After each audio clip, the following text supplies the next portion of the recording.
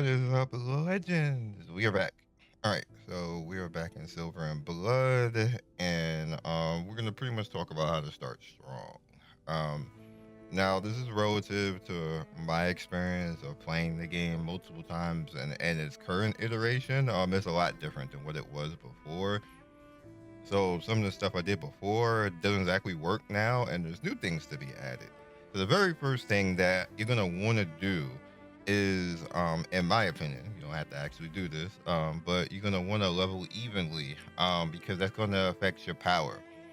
And on top of that, we have a system called transfusion, which you notice right here. I have a character that's in red because I also use her in certain points to AOE when I know there's going to be a lot of AOE, but her AOE isn't that strong, and she's not an SSR, but she's good in that particular role. Now you're gonna notice over here the second tab is called transfusion, and what I do is I just have that one character that I'm bringing in right now, and I have the five characters that I'm currently using right now. You don't necessarily have to do this, but it's good to do this because whatever you're actually using is what you're going to level, and that's going to affect your power directly. If you're using a character like a red character, obviously you're going to have to level evenly to push up the transfusion because it's going to be the lowest level of your five characters, and if they're all even like that, then you just bring up everybody else along those lines. This works out when you have multiple characters. But being that this is early, I'm just doing this because this is what I have. Stuff is, you literally have to just go for what you can get for the most part, because this is closed beta. Is not gonna, like, they say that it's launch beta, but it's a closed beta. Basically a closed beta. It's being wiped. We're gonna have to start over. Everything that you spend is going to give you 150% rebate, which is cool and all that stuff, but it doesn't count. So, like, that's all you really need to know. At the end of the day, this don't count. So whatever you do, so this is a good time to test stuff, to figure out if you like a character. If you don't like a character, then reset them. It costs you 10 of your currency, and this is a good time to try stuff out. You can even put in, like, if you have other characters here that you want to mess with, any of these characters, you just bring them in and see what they're about. And if they're trash, you don't like them, just take them out again.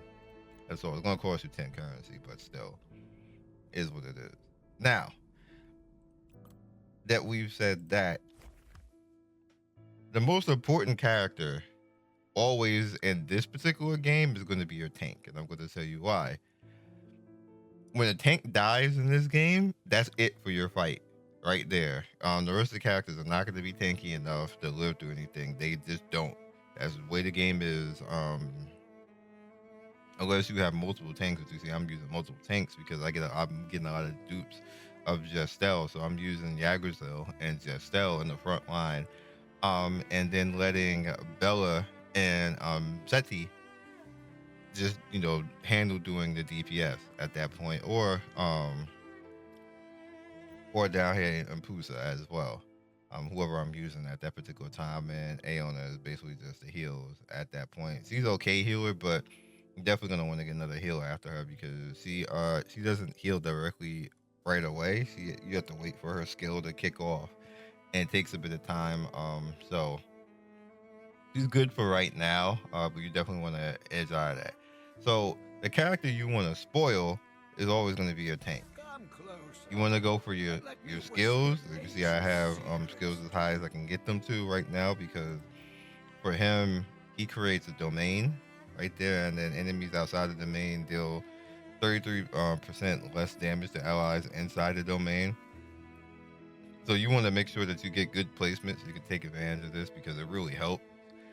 Makes it so that you can tank and do things a lot easier. Also allows you to do fights that you probably couldn't have done before because if you get everybody in front on those type of fights where they swarm you, there's areas where it literally is like 10 enemies in your face like that, and this right here is really good. Same thing over here. Deployment transfer a rear tile into an enhanced tile, and using the tile can continuous regen. What I do is I try to set it up so the other tank or the other DPS that I have in that slot gets that for the most part, and it kind of supplements and helps out things along those lines. It works out pretty good. But you definitely want your character, whoever the tank is, to get spoiled, and that goes for the gear too. Once you get to the point of starting to get blue gear, the way gear works in this game is it ranks up in tiers.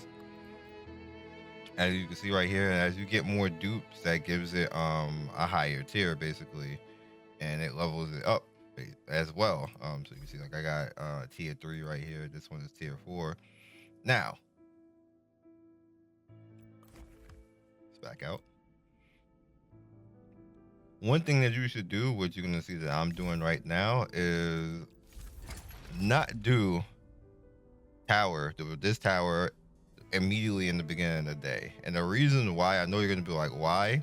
The reason why is you want to get as strong as you can and do the highest thing that you could possibly do. Now, for whatever reason, I die at the end of this, with 5% left. So, knowing that, I'm not gonna go and do this for the day because that's not gonna help. You're gonna be losing out on essentially 5 hours of free EXP. That's bad.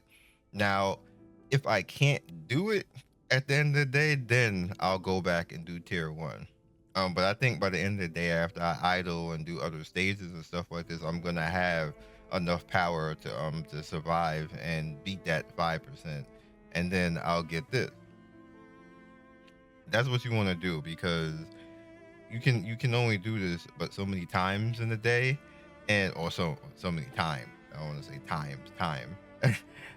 And you want to make sure that you get the most out of it. So you're gonna get the items right here, and then that's more EXP, because you EXP starve in this game. If you didn't know, you have to rely a lot on the idle. So just keep that in mind. So currency farm right here, you also want to go to as far as you can get right here. I can get to 37 on tower purification.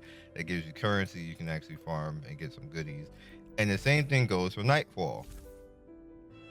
You want to do as far as you can do in nightfall. Now I needed gear, so I just went ahead and actually do this. I can do 7. I can't do.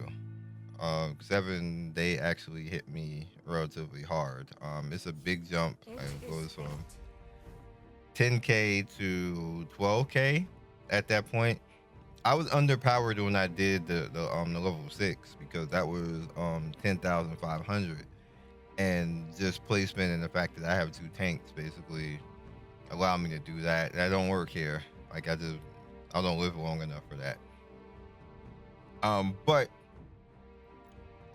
this is all relative to whatever you have right now. If you have if you're getting good DPS rolls, you might be able to pull that out, because you'll have the DPS to actually do that. There's a few characters in this game that are really good DPS wise, especially single target, that are SSRs, that will allow you to overcome that. And again, it's all according to whatever luck that you have. This is the luck that I have right now, so it is what it is. There's nothing I can do about that unless I re-roll or pay to win, which I'm not, because this is again beta and it don't count. So you just deal with what you can deal with. Over here in Castle, there is something that will open up that's called Ritual Chamber. And what Ritual Chamber basically does is it allows you to pick areas in the game that you can actually directly affect and get EXP from. I mean, not EXP from power stats basically. So we got HP and then defense. The very first one you're gonna need to unlock is the Awakening Ritual right here, which you see I've done already. It gave me 59 health and 4 attack.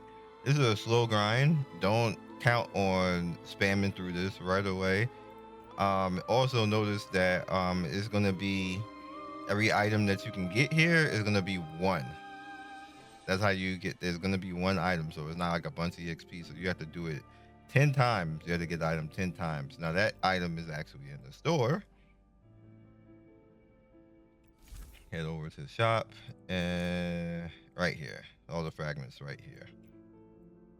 You see, I went ahead and got the Awakening fragments over here, which you can actually do if you want to. It updates every 24 hours. And if you want to, you can get a little bit of stats and power right here with the Awakening right here. But me personally, I'm gonna do it right here because I am at 40 right now, and I need 10 more. So that 10 more is right here, which is going to allow me to gamble and get a character. Now, if this wasn't beta, I wouldn't have done that. I would have went over and did this. I'm just doing this now because I like YouTube luck and gambling like that in front of you guys. So we're going to head over to our inventory because now we have this. And I wish you can pick, but you don't get to pick. So let's see what happens. Clear your mind. Clasp your And hands. bam, right there, I just got a SSR.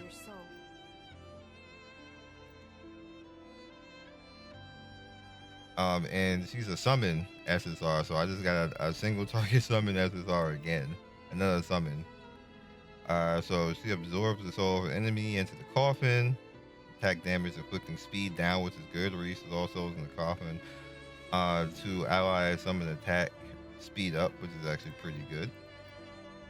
Cast once every 9 seconds. Summon a spirit bone tower, which has 70% chance of the caster's attribute.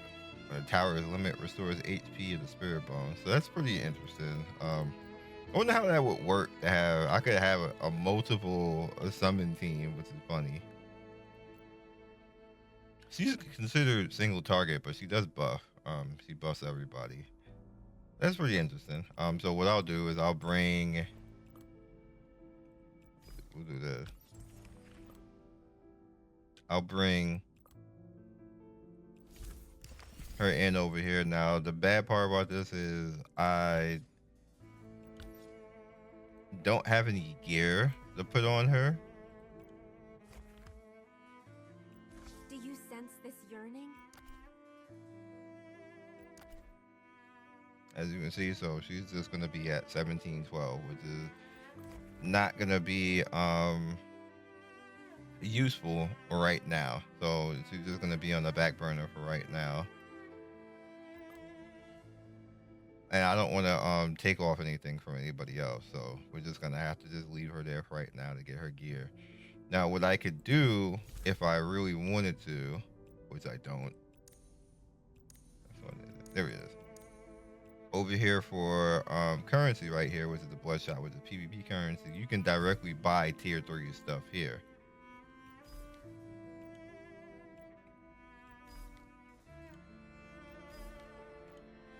You have to pay attention to whatever the class of gear is because it may or may not be the class for the particular character.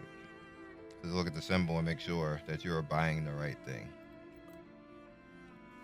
Another thing that you can go into is every character right here has affinity, and you can give like an item to actually level up that affinity. You notice that right here it starts getting really tanky. So what you want to do is all the characters that you actively use, give them the affinity items. Like that's 2. I have Nefertari right here, and I have Gestal right here. I want to actually put it because she's actually a very good DPS, even though she's an early character. So I'll give it to her. It gives a little bit of attack, HP, and everything else like that. And you're gonna get more of it. Is simple. You get a few of them a day, so you can just essentially everybody that you're actually using, you can do it as an extra attack right there. And yeah, so that's all I got right now as far as that should help you out. Again, the level evenly. Make sure that you do the tower at the last possible point. Make sure that you're putting characters in the proper spot according to their moon, waning, or waxing name, and then pick a character, preferably a tank that can carry and that will survive. Because what the stages start doing, they start ganging up on you and start overloading. If your tank can't handle it, it doesn't matter what DPS you have because everybody's gonna be dead. So hopefully that can help you guys out, and I will see you next video. Peace.